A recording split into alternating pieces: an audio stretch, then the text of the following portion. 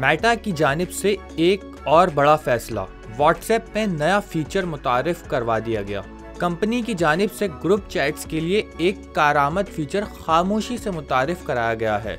इस फीचर से सार्फिन को ये जानने में मदद मिलेगी कि किसी ग्रुप चैट में कितने अफराद अभी ऑनलाइन हैं। अभी व्हाट्सएप में किसी ग्रुप चैट को ओपन किया जाए तो उस पर ऊपर मुख्तलिफ तफसीलात मौजूद होती हैं, जैसे कौन टाइपिंग कर रहा है। इस नई अपडेट के बाद एक्टिविटी समरी के साथ ऑनलाइन काउंटर को भी ग्रुप चैट विंडो का हिस्सा बना दिया गया है।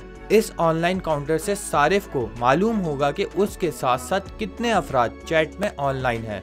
इस तब्दीली का मकसद ग्रुप चैट्स को ज्यादा कारामद बनाना है, जबकि सार्फिन को ये जानने में भी मदद मिलेगी कि किसी ग्रुप चैट में राब्ते के लिए कौन सा वक्त बेहतरीन हो सकता है।